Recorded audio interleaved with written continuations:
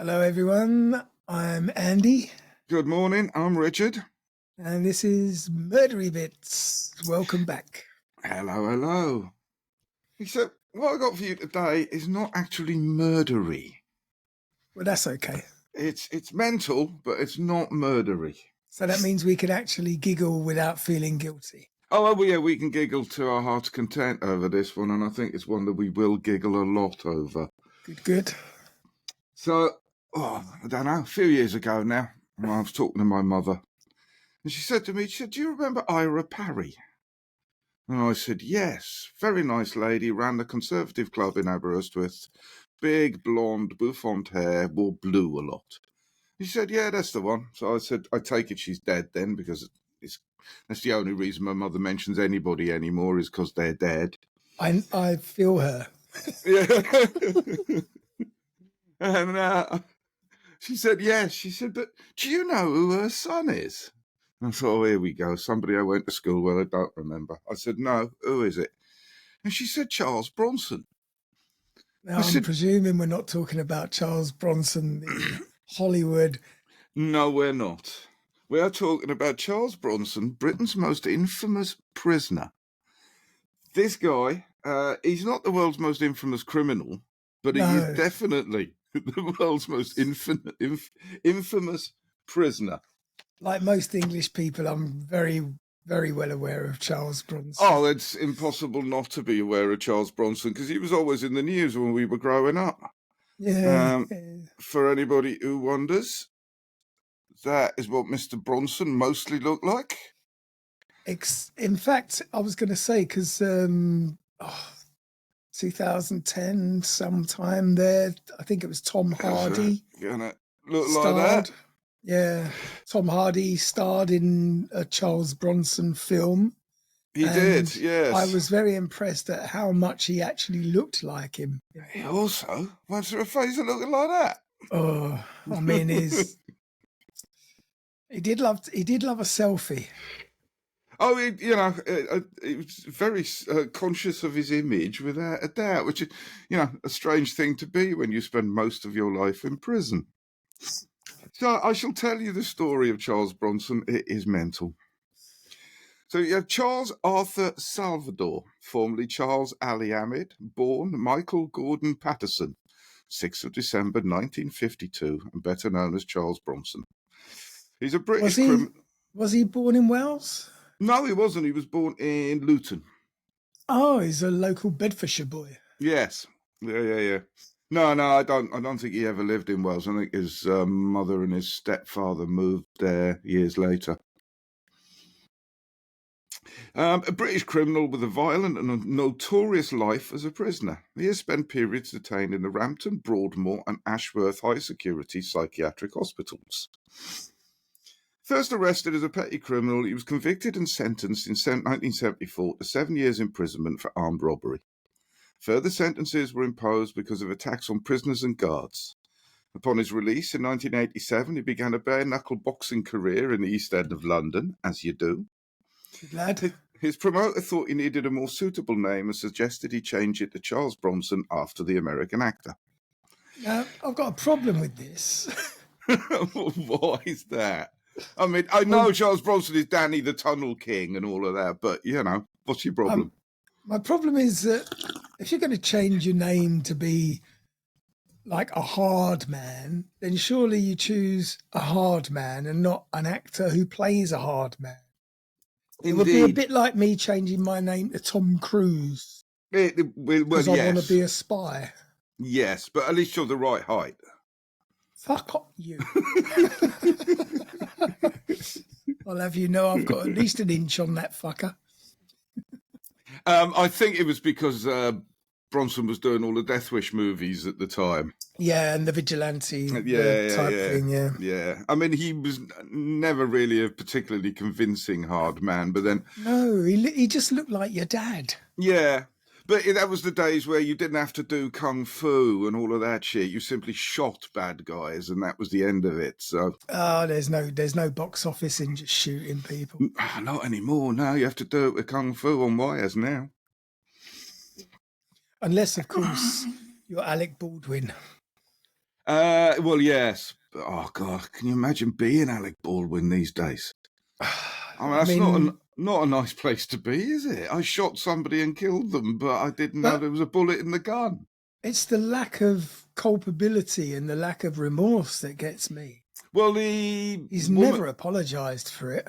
No, not to my knowledge. I've never seen an apology. I know the woman who loaded the gun. She's been found guilty and sent to Yeah, prison. and I mean, she was only 23.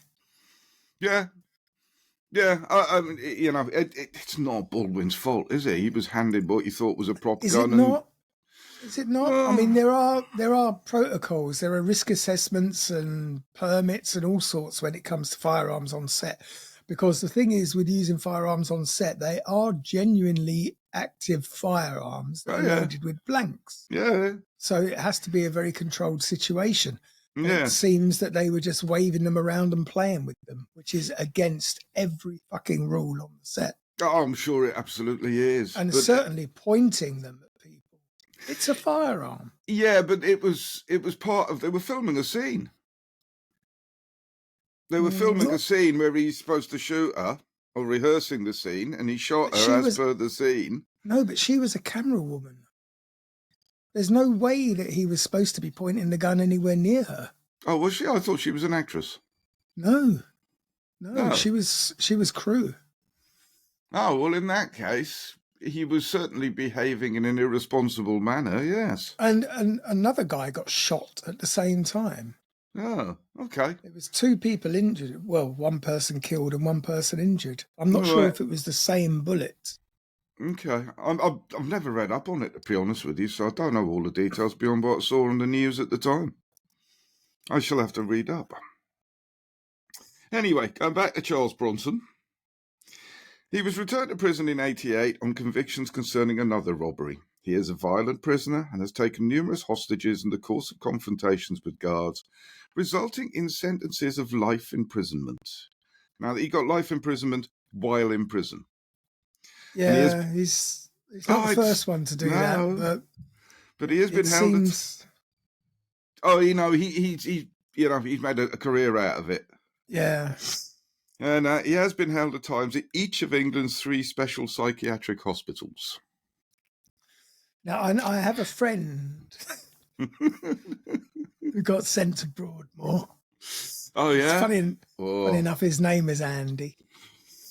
And he used to work as a doorman at, I don't know if you were even in London at this time. There was a sort of cabaret club in Chalk Farm called La Cage. no, don't know that one. And it was in the days before all day opening on Sunday.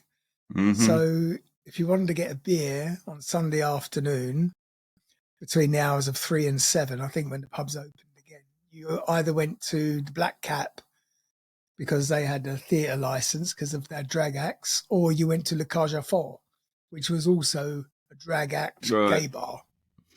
Well, funny enough, that's how I knew Ira Parry, because in Aberystwyth in the 80s, the pubs didn't open on a Sunday. Yeah. So if you wanted a drink, you had to go to a members-only club. So you had the Conservative Club, the Liberal Club, the Snooker Club, the Football Club, the Rugby Club, the Squash Club, the Bowls Club, the Rafa Club, and probably half a dozen other clubs.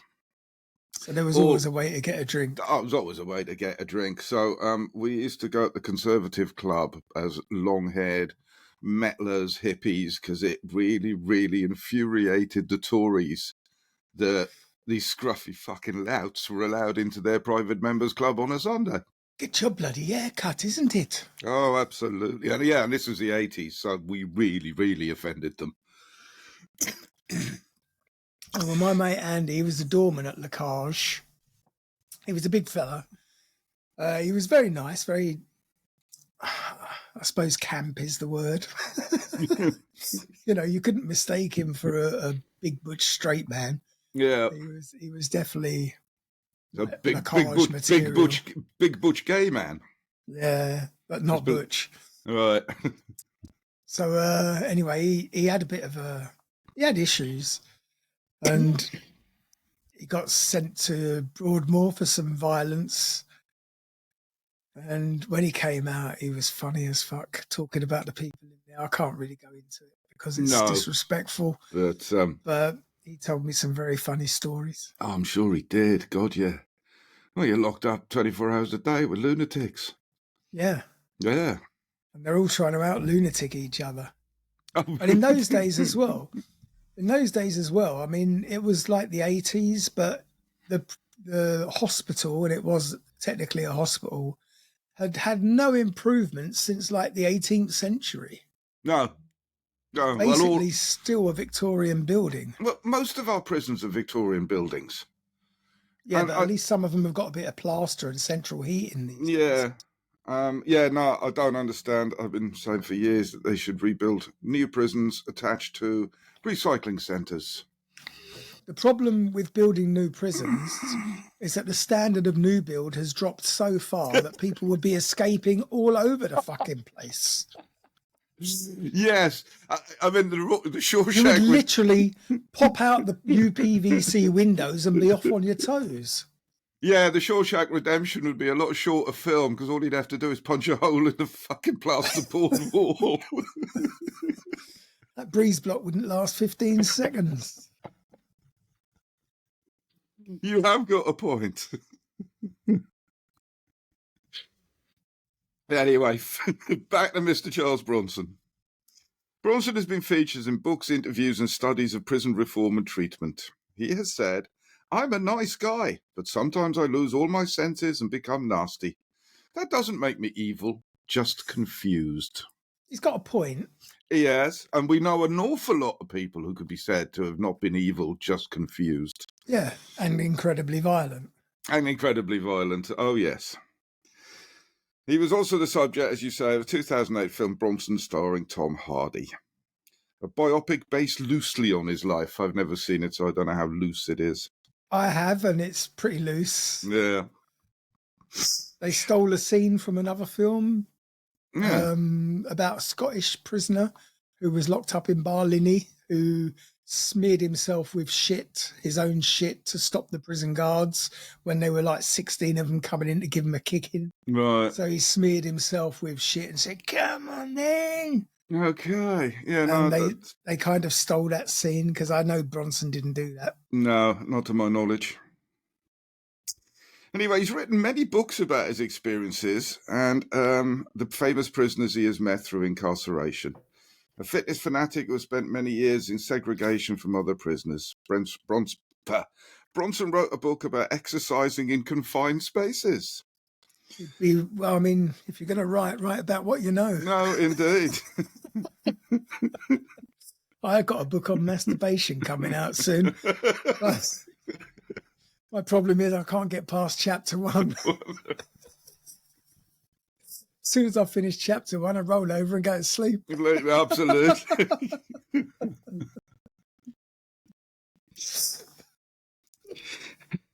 So apparently he's also an artist. Paintings and illustrations of prison and psychiatric hospital life have been exhibited and won him awards. I wouldn't mind one of his pictures, just because, talking point. But I have seen his art, and frankly, some of the stuff I've still got from Hannah when she was 4 is far superior. Yeah, no, he's no great artist. Oh, it's definitely put it up on the fridge type art. Let's have a look. We'll find some of his art. I think investing in a frame would be doubling the value of the artwork. Oh, yeah.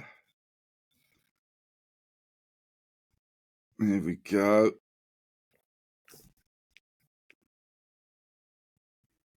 So there's an example of... Oh, that's a self-portrait.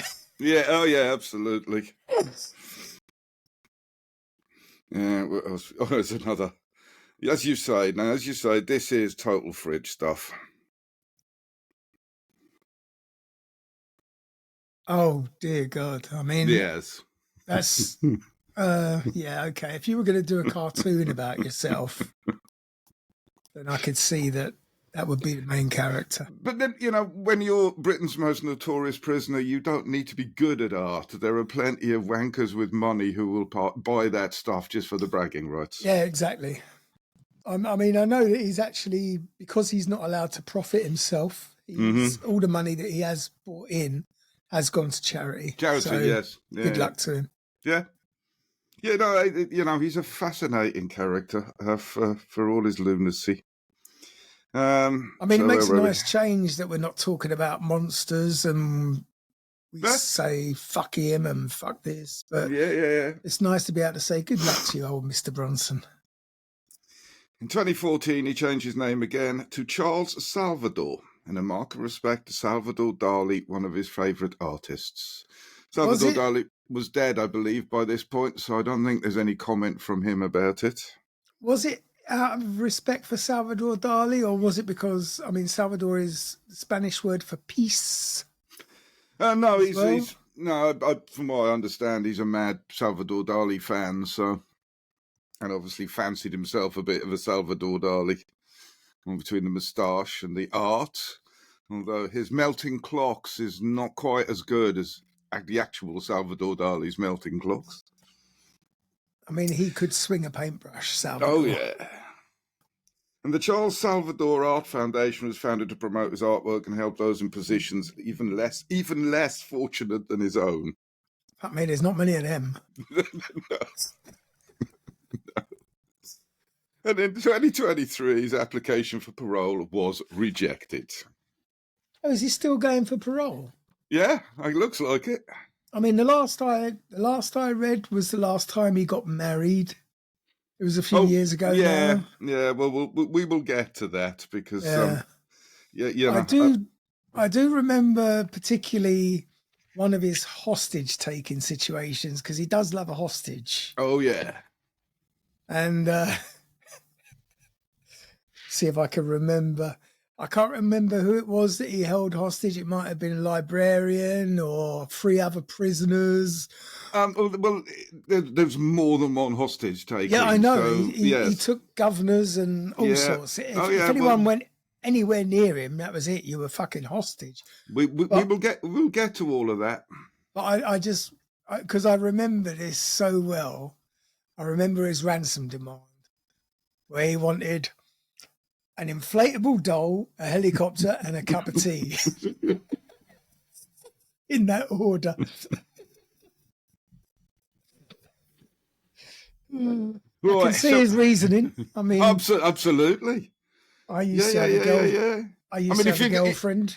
If you're going to escape from prison in a helicopter, then the least you could do is have an inflatable love doll suspended on a winch underneath it. Well, I used to go out with an inflatable doll, but she dumped me because I kept letting her down. God. Have you been reading the 1970s joke book this morning? I've been opening my Christmas crackers early. So, right, let us run through some of the lunacy of this man. So, born Michael Gordon Patterson in Luton, Bedfordshire, he was one of 3 sons of Ira Parry and John G. Patterson. His parents later ran the Conservative Club in Aberystwyth, hence my knowing them. His aunt, Eileen Parry, is quoted as saying, "As a boy, he was a lovely lad. He was obviously bright." They always say that. Oh, yeah. Every time someone's in the papers for doing something, he was such a nice kid. Well, believe it or not, your auntie once said that about you. I know. And she was wrong. Yeah, absolutely. I was a little cunt. But not as good as Charles Bronson. No. He was obviously bright and always good with children. He was gentle and mild-mannered, never a bully. He would defend the weak.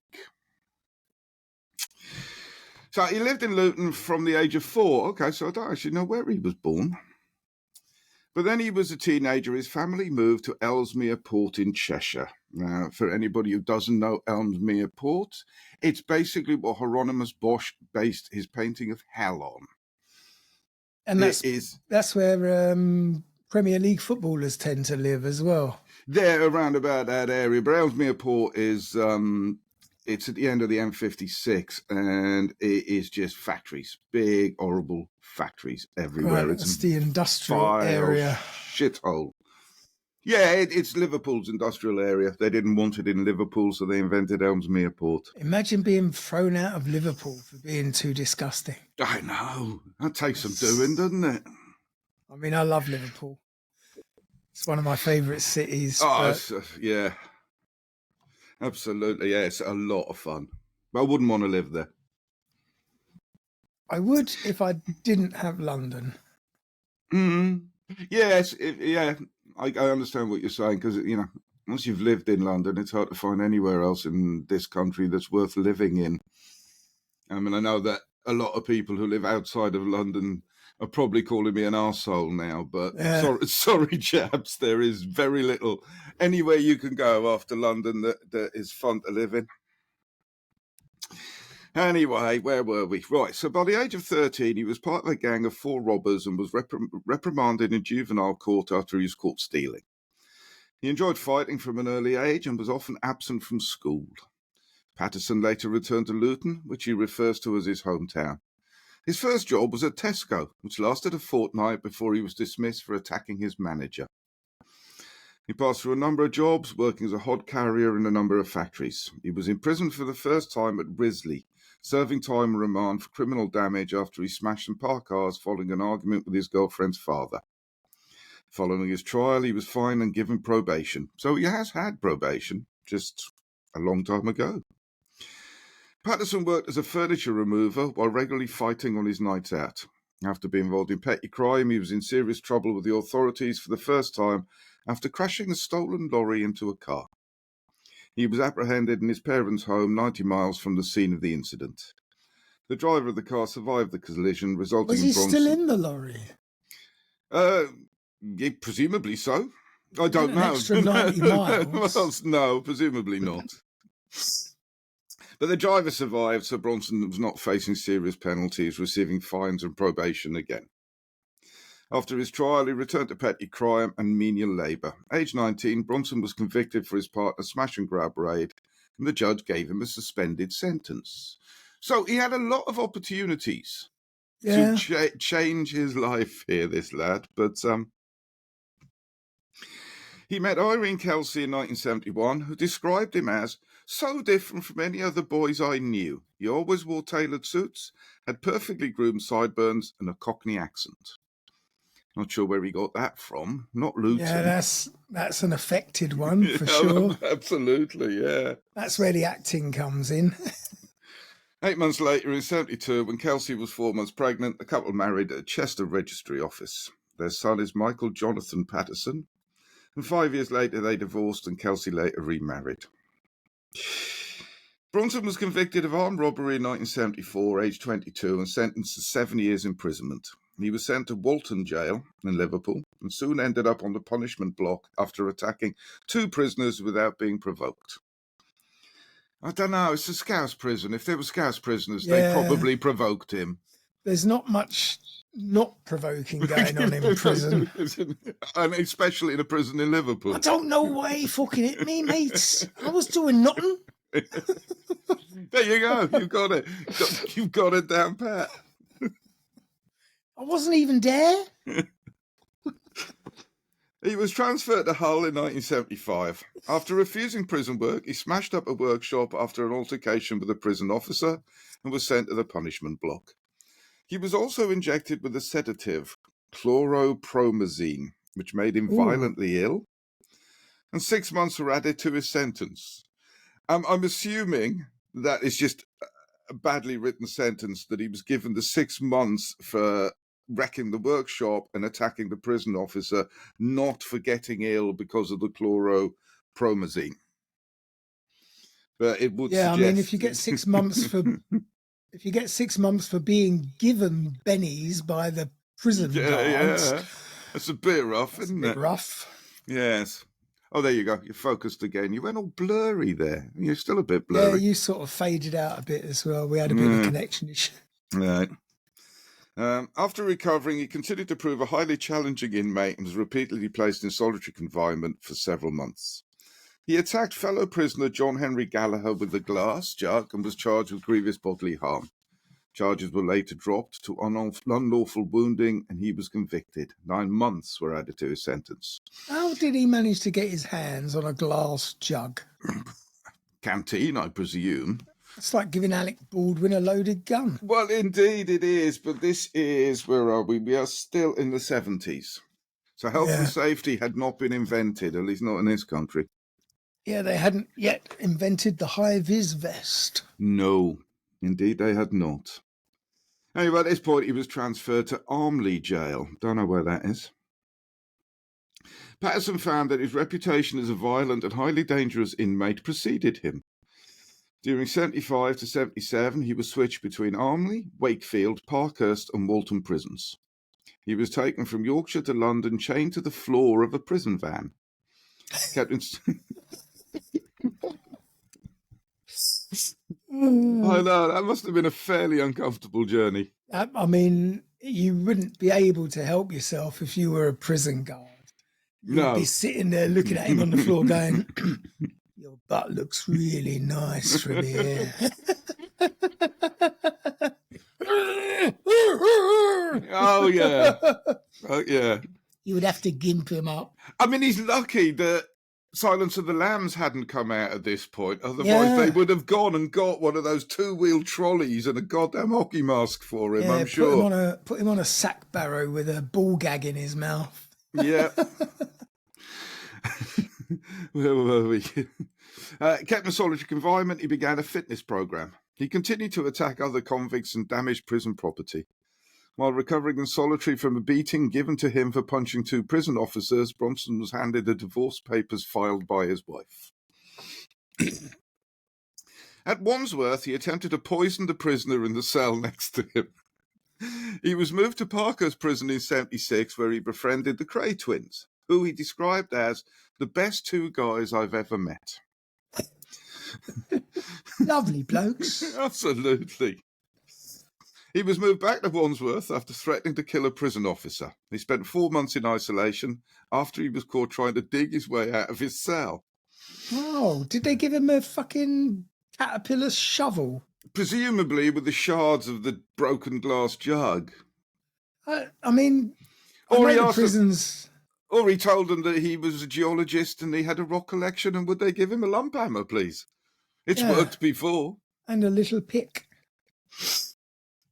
After being returned to the prison's general population, he caught up with the prisoner who had informed on his escape plan and attacked him, scarring him for life. The governor at Wandsworth wanted to transfer Bronson out of his facility, and only the C Unit, psychiatric wing at Parkhurst, was willing to accept him. Bronson was returned to the Isle of Wight. There he attacked a prisoner with a jam jar and was again charged with grievous bodily harm. I'm going to fucking Robinson you up. I was minding my own business, walking through the exercise yard, when all of a sudden I was Robinson from behind. Strawberry it was.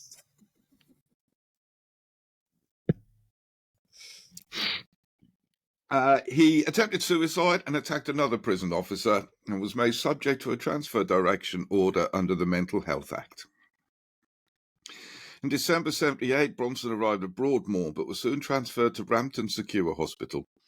Unable to adapt to forced medication and in the company of highly disturbed and highly dangerous patients. I was going to say, Rampton always had a really rough reputation. Yeah. Some of no one wanted to go there. No. Some of the nastiest people in the world have ended up in Rampton. And the nastiest people in the world running the place as well. Yes. Well, how do you deal with those people unless you're a bit of a cunt yourself? Yeah, but unfortunately, it was places like that would attract the fucking sadists. Oh, God, yeah. And the people who actually should be in there as a patient, working there as a guard. Yes, and this is again in the 70s, where in Britain, if you were a paedophile, you were almost immediately made a scout master or given a job as a PE teacher. Yeah, and you'd also take the Sunday service at the local primary school. Yeah, absolutely.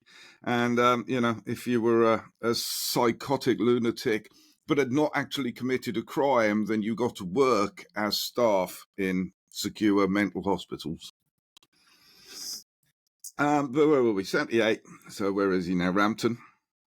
He attempted to strangle child rapist and murderer John White. He was apprehended just as White was giving out his death rattle.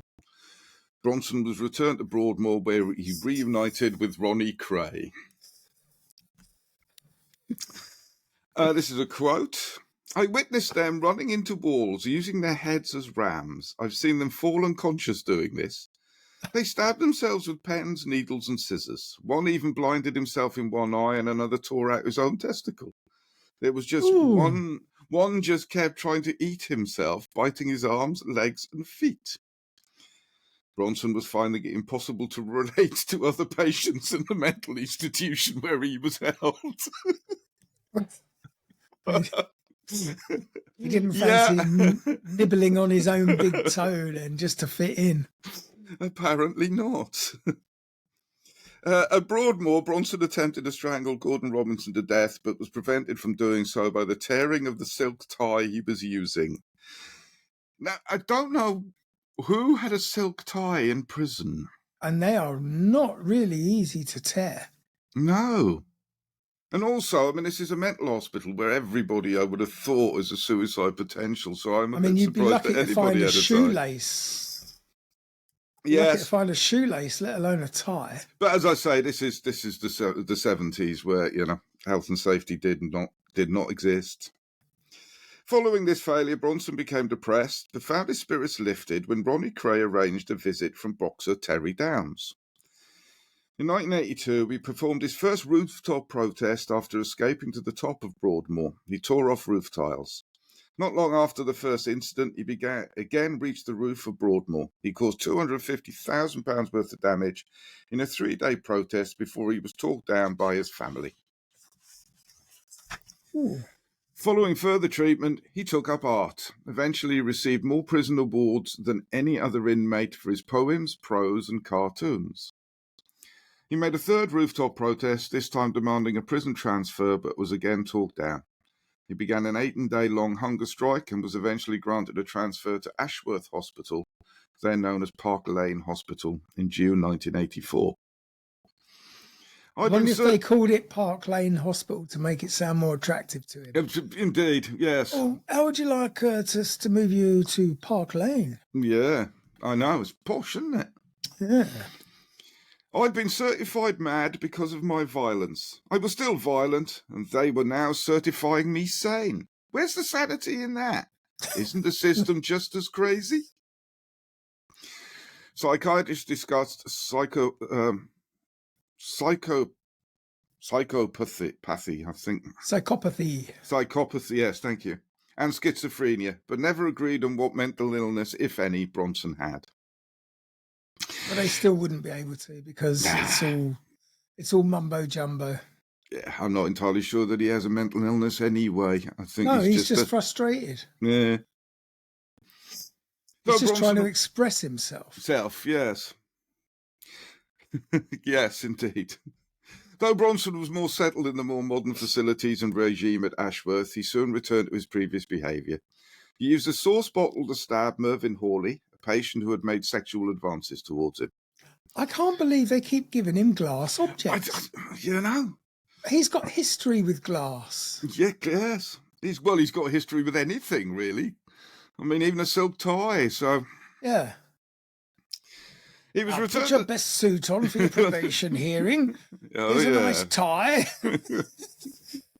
Here's a glass of something to give you some fortification before you meet with your parole jury. Oh, God knows, yes. Barbiturates. He was returned to the general prison population at Risley Remand Centre in 1985, but was placed in isolation after punching a fellow inmate. In May 1985, Bronson pleaded guilty to grievous bodily harm for the attack on Hawley, and 3 years were added to his sentence. Later in the year, he was returned to Walton, where he made another 3-day rooftop protest, causing £100,000 worth of damage. Authorities added another year to his sentence. He was moved to Albany. I guess that's a prison and not Albany in... Where is Albany? Canada? That would be in... I thought Albany was in... Is it Ontario? Ontario, yeah. Anyway, he wasn't moved to Canada, just another prison, where he punched another convict on his first day in general prison population. He was quickly moved to Wormwood Scrubs, and 2 weeks later was returned to Wandsworth. Oh, the old Scrubs. I've visited people there many times. It's a foreboding-looking place, isn't it? It's disgusting. Yeah. In 86, Bronson was transferred 8 times, and only new location being Winchester. Oh, okay. He ended up down here as well. He's a local. He strangled the governor of Wormwood Scrubs during one particularly violent episode. I mean, why would the governor of Wormwood Scrubs be within 6 foot of this man? He probably thought he was being hard. Yes. Yeah, well, he learnt. I'll cozy up to Charles Bronson, get some selfies and show me buddies how I deal with the hard man. Stop choking me! On 3rd of January 87, he was transferred to Gartree, where he served the rest of his sentence in isolation, other than 10 days spent in nearby Leicester prison. I mean, this man's got a tour T-shirt of prisons. Seriously. You'd run out of room at the bottom. Between 87 and 99. So upon his release from Gartree prison, Patterson was met by his family and stayed with his parents for a few days in Aberystwyth. He journeyed by train to London, bought a water pistol, modified it, and used it to intimidate a stranger into driving him to Luton. Hang on. How the fuck do you modify a water pistol? I'm not entirely sure. You just cover it in boot polish? I don't know. Because they're generally neon yellow, neon green. Yes. Yeah, I presume. White plastic plunger. I presume they mean painted it, yeah. Got his little Airfix paints out and... Yeah. Spitfire camouflage. In Luton, Bronson embarked on a short-lived career in illegal bare-knuckle... Oh, sorry, not in Luton. Short-lived career in illegal bare-knuckle boxing in the East End of London on the advice of longtime friend Reggie Cray. He changed his name from Michael Peterson to Charles Bronson in 1987 on the advice of his fight promoter, Paul Edmonds, although he had never seen a film starring the American actor Charles Bronson. Really? So didn't even know what the bloke he was naming himself after looked like. Had he known... Yeah, well, he's been in prison, hasn't he? But I mean, it's a bit of a leap to sort of just take someone's word that this is a good name. Well, I suppose if your fight promoter... You're changing your moniker. Yeah, I guess if your fight promoter says you'll make more money and get more fights, then... I mean, he's not right in the head. We have to remember that basically he's not right in the head. So, of all the things he's done, this is one of the least crazy. Yeah, I suppose. He offered to fight Lenny McLean, but was refused. I wonder why. I wonder if Lenny decided against it. Because he was a fucking bully, Lenny McLean.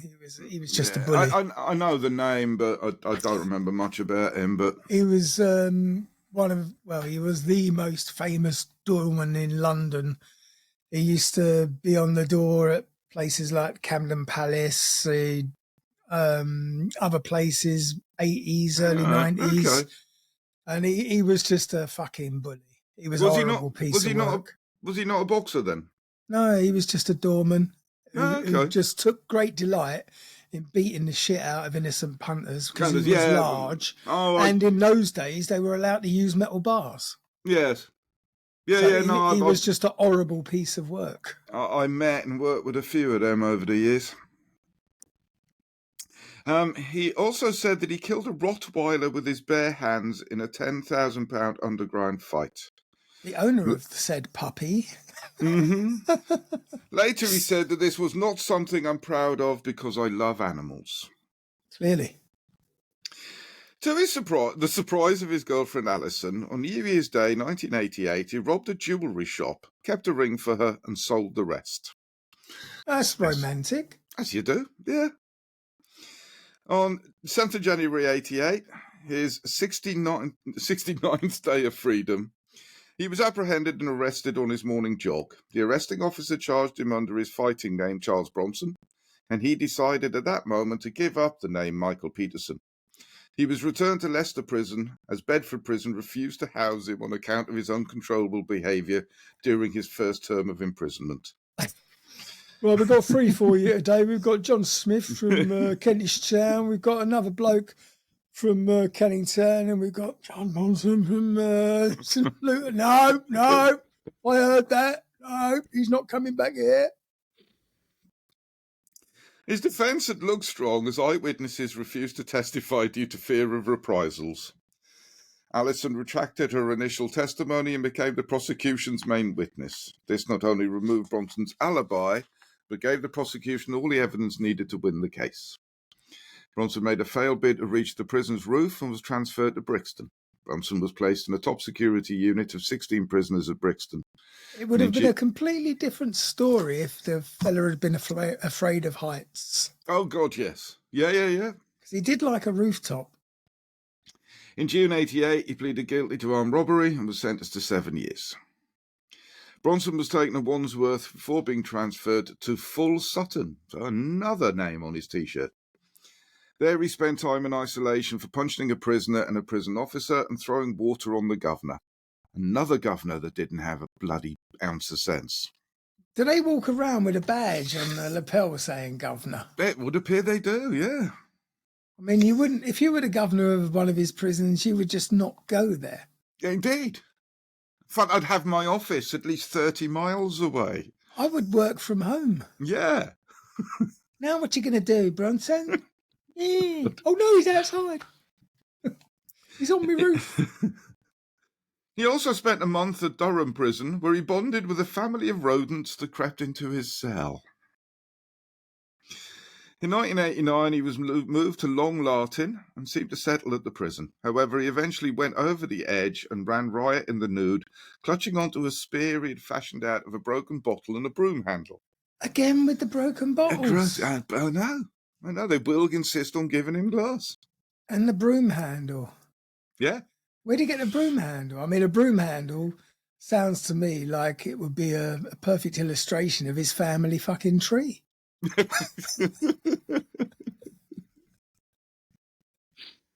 After another incident in which Bronson ran amok, he was placed in isolation. He spent 2 months at Bristol. This should be a list of all the prisons he's been to, this boy. He spent 2 months in Bristol before being moved to Birmingham, back to Winchester, back to Wandsworth in September 1989. He was regularly moved and frequently in trouble, particularly so when he punched 2 prison officers at Gartree and took the deputy governor hostage at Frankland. At Parkhurst, he was on the receiving end of an attack when at least 2 prisoners stabbed him in the back several times. Bronson refused to speak to the police about it. He recovered from the attack without further incidents and was released from prison in November 1992. Bronson spent 53 days as a free man before being arrested once more, this time for conspiracy to rob. He was remanded at the newly opened Woodhill prison, but insisted that his girlfriend Kellyanne, her friend Carol and her lover were lying to the police in order to get him locked away. On 9th of February 1993, the charges of robbery were dismissed, and he was given a £600 fine for breaking the nose of Kellyanne's lover. 16 days later, he was arrested for conspiracy to rob and for possession of a sawn-off shotgun. On remand in Woodhill, he took a civilian librarian hostage and demanded an inflatable doll, a helicopter, and a cup of tea from police negotiators. There it is. Oh, it gets better. He released the hostage after being disgusted when the man farted in front of him. No, I'm on the same page there. I've got a thing about farts. Yeah. No, I get that, but considering everything this man has done, and he's offended by a man who farts. I fucking dare you. I suppose he's lucky he just released him and not battered him. Well, he didn't want to touch him after that, did he? Well, I suppose so, yeah. In case anything else came out. Bronson was taken from Belmarsh to Bullingdon prison for his trial. For the trial, he pleaded guilty to possessing the shotgun, but not guilty for the conspiracy charges. He told the jury he had intended to use the shotgun to blow his own head off. On 14th September 93, he was found guilty of intent to rob and not guilty of conspiracy to rob, while his co-defendant was found innocent of all charges. He was given an 8-year sentence. Bronson was taken from Belmarsh to Wakefield, where he spent 40 days naked in isolation. West Yorkshire. Yes. He was transferred to Hull in November, where he spent a number of months without incident before he took Deputy Governor Adrian Wallace hostage on Easter Monday, 1994. Now, there's a governor who's got an ounce of sense. He said to his deputy, "Do us a favour, nip down and see how Charles is doing, will you?" Absolutely. "Yes, sir, I'm just on my way." Yes. Finally, the memo's gone around to the governors, it appears, yeah. He was overpowered by guards and was transferred to Leicester. He was returned to Wakefield, where he was confined to what was known as the Hannibal cage. Oh, they finally found it. Yes. Well, a movie'd come out by this point, I guess. The Hannibal cage, previously occupied by Robert Maudsley, but I don't know who he is. I do, actually. Do you? Okay. Yeah, we might even do an episode about him. Oh, right. Okay. Well, I won't look him up now then. While there, prison officers Mick O'Hagan and Alan Jarvis encouraged Bronson to take up art, and he began to concentrate on cartooning. His father died in September 1994 during a period when Bronson was in constant solitary confinement and was moved almost weekly. He attacked the governor. Clearly, he didn't get the memo. He attacked the governor at High Down, who had felt safe enough to visit Bronson on his own. Oh, proper governor. Telling his prison officer that he's okay with me. Oh, yeah, you see. Lulled into a false sense of security. "You'll be all right, governor. I like you. Come on in. Shut the door. Sometimes you've got to love Wikipedia. They've included a photo of the car park at Belmarsh Prison. Well, just in case you get lost. Yeah. At Lincoln, he was allowed to spend time with children with Down syndrome. He was taken out of solitary and placed back on the prison wing after getting along well with the children. He was returned to isolation after returning from 30 minutes exercise, 30 minutes late. That was an hour. Yeah, but of all his sins, I mean, that really doesn't seem like such a big deal, does it? I don't know. I suppose if... It's rules. Rules is rules in prison. I get that, but, and for every minute he's late, it's a minute that the guards are thinking, "Oh, fuck." Yeah. He's on his toes. In April 96, he was sent back to Belmarsh after taking a doctor hostage at Birmingham. 5 months later, an Iraqi hijacker bumped into him in the canteen and did not apologise. Oh. After a long period of brooding, Bronson took 2 other Iraqi hijackers, along with another inmate named Jason Greasley, hostage in a cell. By his own admission, he was losing it badly and ranted about his dead father, saying that any funny business would result in him snapping necks. He sang and laughed and forced the Iraqis to tickle his feet tickle his feet and call him General. I mean, I like that. It gets better. He demanded a plane to take him to Libya, 2 Uzi submachine guns, 5,000 rounds of ammunition, and an axe. For the Iranians? Didn't he also at one point take his own solicitor hostage? Quite possibly. I mean, we've still got pages to go, mate. He released Greasley, but began chanting, "I want ice cream." He felt guilty after hitting one of the hostages with a metal tray, and therefore insisted the same hostage hit him over the head 4 times so as to call it quits. Oh, that's a trap. Yes. He slashed himself 4 times with a safety razor, but agreed to release the hostages and walk back to the segregation unit. After another 7 years were added to his sentence, though, this was reduced to 5 on appeal. I believe this is it's a quote from somebody. "My eyes are bad due to the years of unnatural light I have had. My vision is terrible. I have to wear shaded glasses even to read. Years of solitary have left me unable to face the light for more than a few minutes. Gives me terrible headaches if I do. Years of loneliness in small cells have left me paranoid about people invading my space, and I can't stand people getting too close or crowding me. I hate people breathing on me, and I hate smelly bodies coming near me. Mouths to me are simply for eating, never for kissing. A man needs a routine to cope with such an extreme situation. For me, it is push-ups and sit-ups. I also pace the room and count each step. Some I know lie down on their beds for 3 hours on their left side, 3 hours on their right, and 3 hours on their back.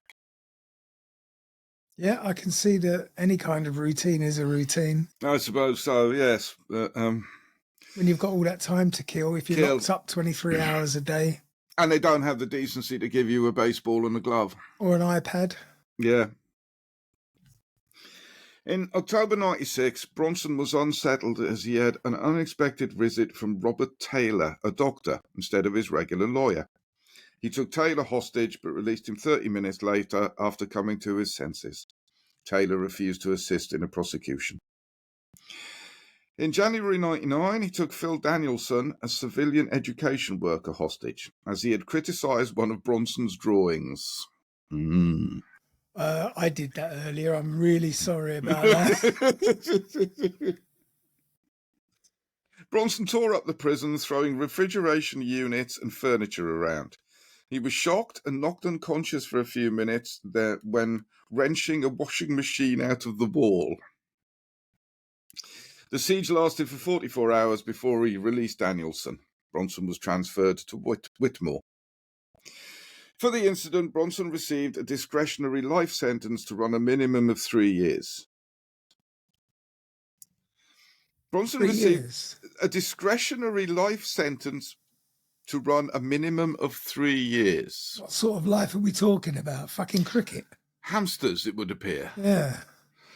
Okay, that don't make a lot of sense, but anyway. Later in 99, a special prison unit was set up at Wood Hill for Bronson, Robert Maudley and Reginald Wilson, to reduce the risk they posed to staff and other prisoners. Danielson received $65,000 in compensation from the Home Office in an out-of-court settlement, although the prison service did not admit liability for its negligence in failing to protect a civilian employee. 2001 to present. In 2001, Bronson married again, this time in HMP Wood Hill, to Fatima Saira Rehman, a Bangladeshi-born divorcee. She had seen his picture and an article about him in a newspaper and began writing to him. Rehman had visited Bronson 10 times before they married. She had worked at a woman's shelter before they met, but lost her job when her employers found out about the relationship. I mean, if you're working at a woman's shelter, which is a shelter for women who've been abused by violent men, why on earth are you writing to a violent man? It sounds to me she was working there because Tinder hadn't been invented at that point in time. I suppose it's the best place to meet the type of bloke you're interested in. If you're into violent men, yes. It would appear that she had a bit of a taste for them, obviously.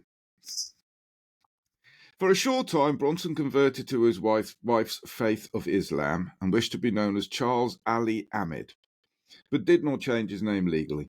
After 4 years, he and Rehman divorced, and he renounced Islam. During this period, Bronson appealed against his life sentence, but 3 appeal court judges rejected the application in April 2004. In court, with 6 prison guards surrounding him, Bronson said his wife and her daughter were helping to rehabilitate him, and references about his character, including reports from psychiatrists, were provided on this occasion. In 2007, 2 prison staff members at Full Sutton High Security Dispersal Prison in the East Riding of Yorkshire were involved in a control and restraint incident in an attempt to prevent another hostage situation, during which Bronson had his tinted glasses broken. Bronson received £200 compensation for his broken glasses. I bet they didn't cost 200 quid. You know damn well he's bumped that up a bit. It's just ridiculous, though, isn't it? Yeah. You broke my glasses. Yes. Considering all the things he's broken in his time. Yeah, 100 grand's worth of roof tiles last week. Well, that was one prison. $250,000 in another prison. Washing machines. Refrigeration units. Walls. Governor's tyres. Governors. Bronson remained a Category A prisoner when he was moved to Wakefield High Security Prison. He was due for a parole hearing in September 2008, but this was postponed when his lawyer objected to a 1-hour parole interview, requesting a full day to deal with Bronson's case. The parole hearing took place on 11th of March 2009, and the board refused parole shortly afterwards. In August 2013, a petition with 10,000 signatures was presented to 10 Downing Street calling for his release. In an enclosed note, Bronson appealed to Prime Minister David Cameron for him to be able to live what's left of my life and not be buried in the prison system. I too would like to fuck a pig in the face. Yes. Yeah, no, definitely the wrong Prime Minister for that kind of thing. I mean, release an oik. On 28th of February 2014, Bronson violently attacked a prison governor again. Jesus, they don't learn, do they? No. Violently attacked the prison governor in a television room in HMP Woodhill over a dispute that his mail was being withheld, including 2 letters from his mother. The governor had serious bruising. In July 2014, Bronson was sentenced to 2 years. The prison had accepted that his mail may have been unacceptably processed. I mean, all prison mail is unacceptably processed. It's all read, absolutely. it's all opened. Yeah. But fair enough, if you're holding it back from a man whose only light at the end of every week's tunnel is a letter from his ma. Yes. And I'm not quite sure where Ira died, but this was, she may well have been ill at this point, so who knows. In August 2014, Bronson announced that he was changing his name via deed poll to Charles Salvador in tribute to the artist Salvador Dali. In a handwritten statement on his website, Salvador stated that the old me dried up. Bronson came alive in 1987. He died in 2014. Okay, that's a quote from Salvador Dali. Doesn't make a lot of sense, but then I suspect he was old and batty by that point. Was it a quote from Dali or was it a quote from Bronson? Oh no, yeah, it's a quote from Bronson, isn't it? Who's changed his name to Salvador. You're getting confused with all the name changes. Yes. Yeah, I thought absolutely. I was the one who was too old for pre-senile dementia. Yeah. Early onset nonsense. Oh, no. We're both too old for early onset dementia now. We've dodged that bullet. It's just dementia. Just dementia now, yeah. Under his new name, he began creating works of art described as fantasy reality. Oh. Yeah. That sounds a little bit wank bank material. Oh, dear. Well, A collection of these works was auctioned in October 2014. Salvador proposed to actress Paula Williamson during a prison visit on 13th of February 2017 and was accepted. She had been visiting him for 5 months. According to Williamson, Charlie is a changed man. It is my hope that he will be released by my 40th birthday in August 2020. Williamson, who had minor roles in Coronation Street in Emmerdale, married Salvador in the prison chapel on 14th November 2017. Sorry, I was trying to refocus my camera. It became known in July 2018, and Bronson asked for a divorce after photo evidence of a young British holiday goer motorboating on her chest and inviting him and his friends to her apartment while on holiday in Tenerife. I do remember this. This was only a few years ago. Yes, motorboating, isn't that when you stick your hand? Yeah. Yes, an odd term, but there we go. Odd but accurate. Yeah. She claimed he requested his wife to wear a catsuit when she next visited him, a suggestion she rejected. On 29th of July 2019, Williamson, aged 38, was found dead at a home in Stoke-on-Trent. Her death was not considered suspicious by the police. And obviously, Charlie had nothing to do with it. I don't remember exactly where he was. No, I don't remember her dying. I don't remember any of that particular bit of us. I remember the Tenerife story. No. I remember he was really pissed off because this was the one as far as he was concerned. Yes. And the fact that It was a big love story thing going on in the newspapers, and then all of a sudden she was she left her knickers at customs on the way to Tenerife, and it was just all over. Well, I suspect the fact that somebody else motorboated her and he never got the opportunity probably pissed him off quite a lot. In 2017, Bronson contacted newspaper photographer George Bambi after recognising his name on a Channel 4 documentary. After meeting, Bronson gave Bambi hair samples for DNA testing. Bambi has since produced a certificate claiming that there is a 99.98% chance that he is Bronson's son. Really? Apparently so.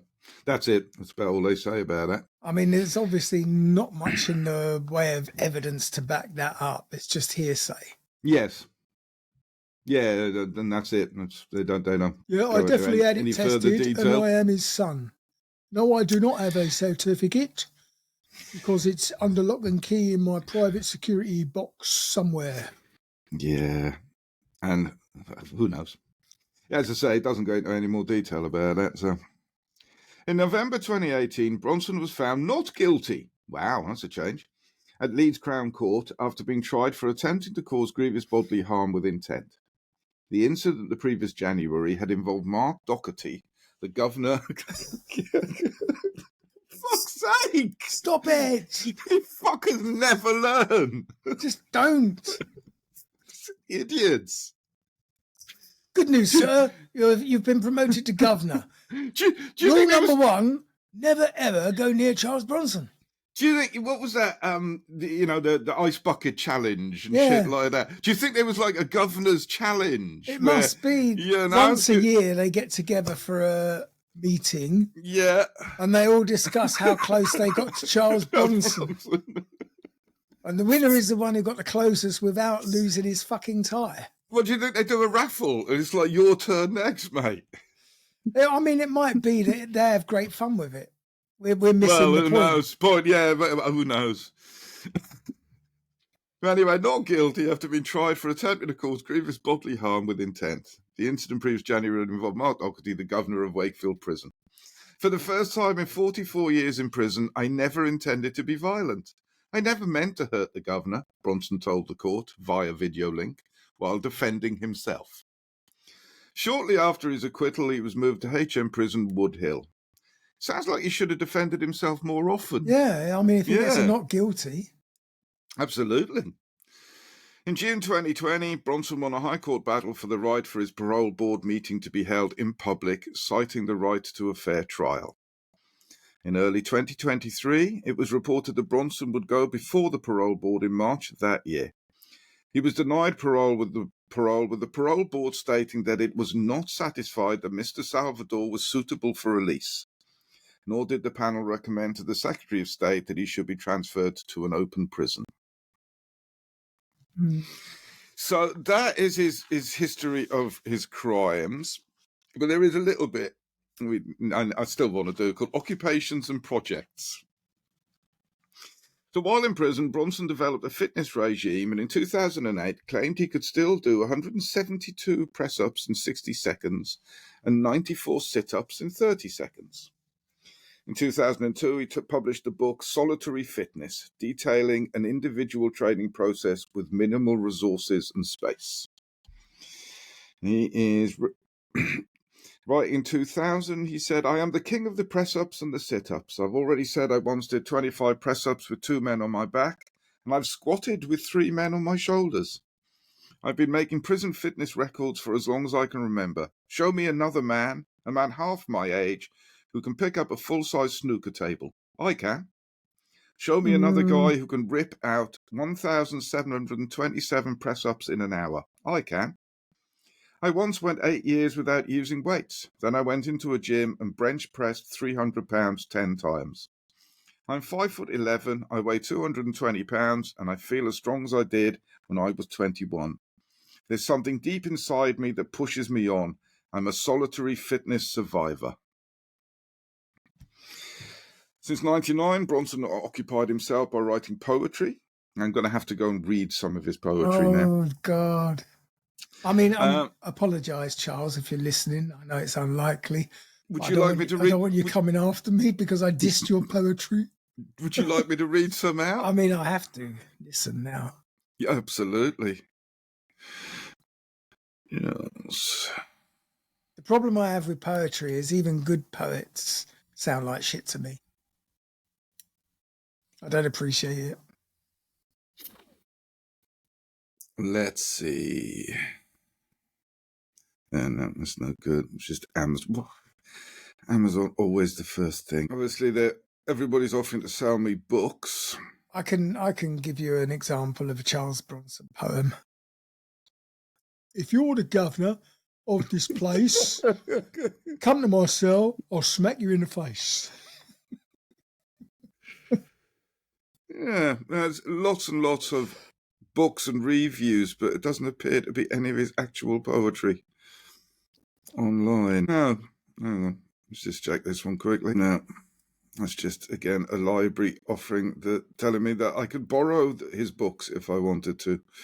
No, there doesn't seem to be any of it actually online. Not that I've found easily anyway, so we'll have to skip that bit. I can give you one. The planet stinks. It's full of filthy scum, low-life rats, vermin, leech, slime, and faceless, gutless, spineless people. I don't like it. I'm a freak. Dehumanized, mental, dangerous, deranged, confused, psychotic. But I want to be loved. Okay. Charles Bronson. Fair enough. Yeah, all right. There's a little quote at the bottom. I'm like a stick of rock. Cut me in my head and rip me down to my feet, and it will have water. No.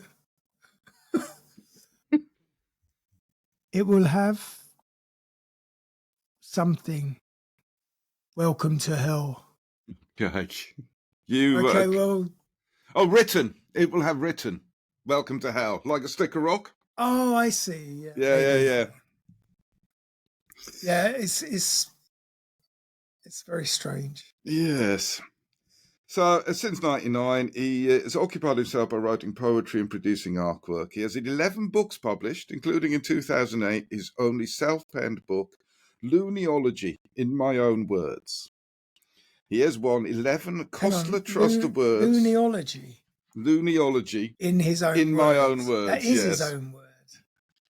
Yeah. And then he had artwork displayed at Angel Tube Station for 2 weeks in 2010. But his That's fair artwork, enough. Nobody ever goes to the Angel. No, indeed. But his work was soon removed by an unknown party for unexplained reasons. It was probably taking up valuable tagging space. The Guardian report in 2014 that the sale of several of Bronson's artworks, which were formerly owned by Ronnie Cray, raised several £1,000s for his mother to have a holiday. It followed her upset after Bronson's reported attack launched against 12 prison guards at HMP Woodhill.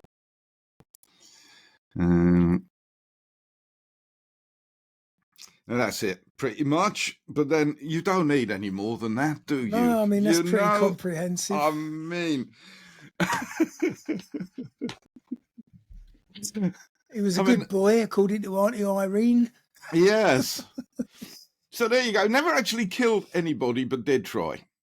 I don't know if he actually tried that hard. No. He had plenty of opportunities. So. Yeah, absolutely. No, I don't get the impression. I think he just enjoyed giving people a slap. Yeah, I don't think killing was in him by the sound of it, because as you say, I mean, he's had plenty of opportunities, hasn't he? I think he's been treated a bit unfairly. I think totally he spent more than 50 years inside out of 70 that he's been alive. Yeah. And it's a little bit unjust with the turning down of all the paroles. Yeah. But at the same time, I think he kind of enjoys being inside. I get the impression he more than enjoyed it, that he didn't feel comfortable anywhere else. I mean, he was a very, very big fish in a tiny pond in prison. Yeah. Out on the street, he was nobody. And let's face it, as hard as he may have been out on the street, he would have met people that were damn sight harder than him. The thing is, they don't even try to be hard anymore. They just stab you. Yeah. So Got nothing to do with being hard anymore. no. And yeah, I mean, it's an odd man. Because there doesn't seem to be, as I said, I knew his mother. She was lovely. You didn't get the impression that anything weird or untoward was happening there. So who knows? But I mean, it could be mental illness. Could just be that he's an absolute raving nutter. I don't know. I think he was just a bloke who found his place in prison. I mean, he clearly, he strikes me as he could have made a good actor or a lead singer of a band, that kind of needy, look at me, I want to be the center of attention at all times kind of attitude. So I think he just found his niche for, being an important person when he wasn't, if you understand me. Well, I think he was quite important to governors. He seemed to be a big part of quite a lot of their lives. Well, yeah, I mean, I suppose it's a good way of running a prison system, because if you get voted worst governor of the year, you then immediately have to go to Charles Bronson's cell and insult the man and take what's coming to you. Get your licks. Because I think I counted 6 governors. At least. Six governors and an assistant governor. Yeah, the deputy was the sucker. I mean, come on. You're not going to fall for that if you're a deputy governor. I'd like you to go down to Charles Bronson's cell. Sorry, sir, what did you say? I'd like you to go down to Charles Bronson's cell.